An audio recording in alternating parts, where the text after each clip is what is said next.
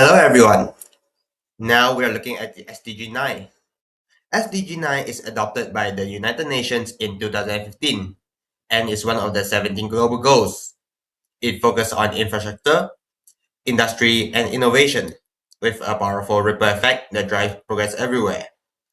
But the progress is uneven in the global world. Developing nations face big gaps in infrastructure, tax, and supply chains. For Malaysia, SDG9 powers inclusive growth, were advanced in infrastructure, ICT, NIMP 2030, and NETR 2050.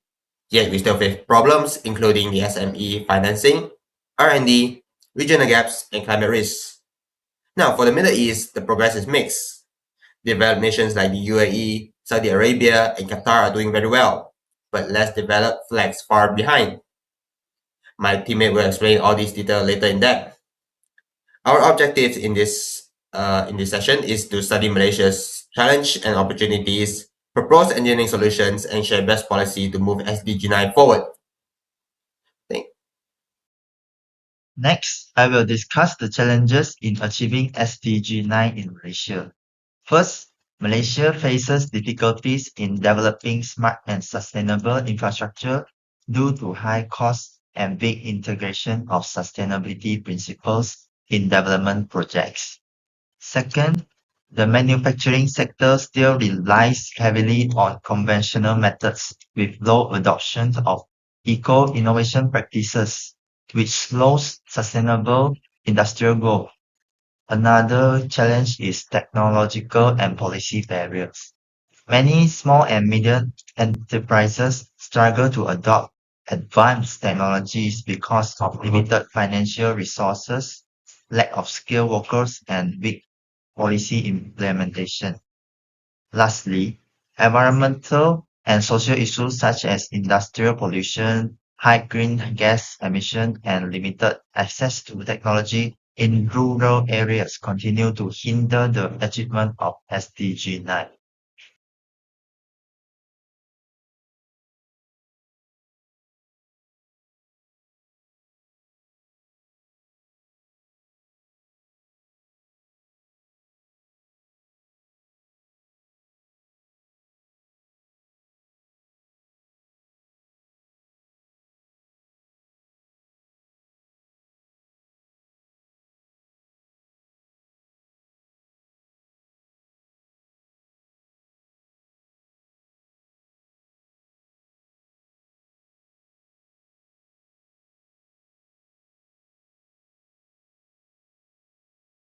So, for my part, I will talk about the opportunity in achieving SDG9 in Malaysia.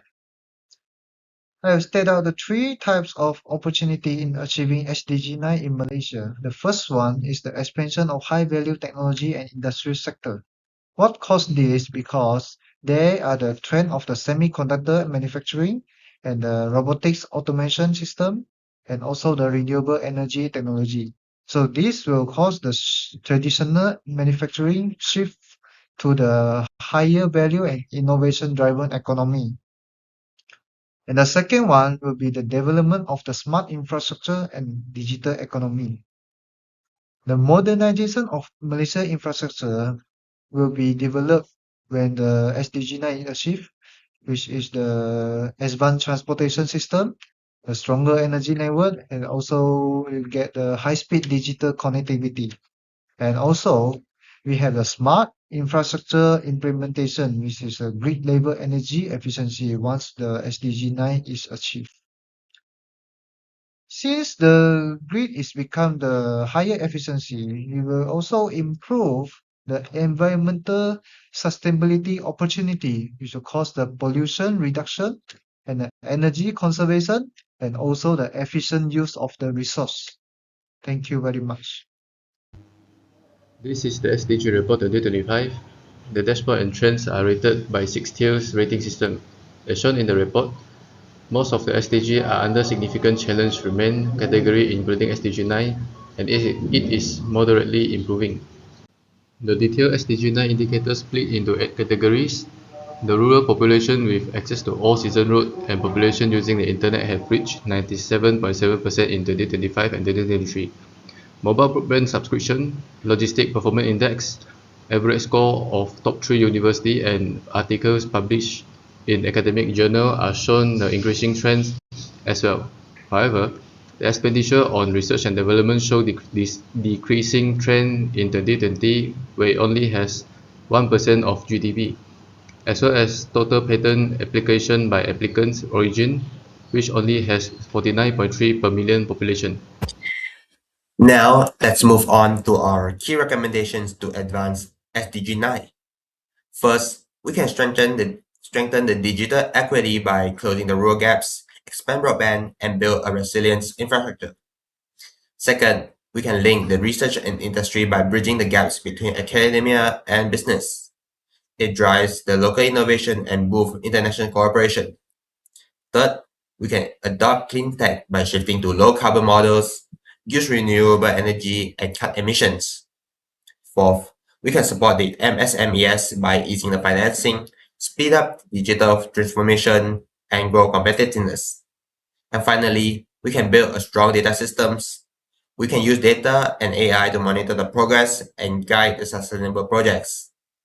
These steps will help us build an inclusive, sustainable industry and infrastructure for all. Hi everyone, my name is Sojin Wen. Today I will explain about the current situation in Middle East related to SDG9, which focus on industry, innovation, and infrastructure. First, in industry, the Middle East still depend heavy on oil. Oil price change, supply chain delay, and higher production costs can affect economic growth. For infrastructure, some rural areas still lack proper road transport, stable electricity, water system, and equal digital access. In innovation, there is still a gap between university research and market use. R&D spending outside GCC country is low, and many startups face funding problems. Lastly, in financial, high government debt and political instability reduce foreign investment and slow down development projects. Now, moving to the conclusion, both Malaysia and the Middle East are working toward achieving SDG9. Malaysia is improving through policy like NIMP 2030, digital adoption, talent development, and green transition. Meanwhile, the Middle East is investing in smart city and renewable energy, but still face challenges such as oil dependence and geopolitical tensions.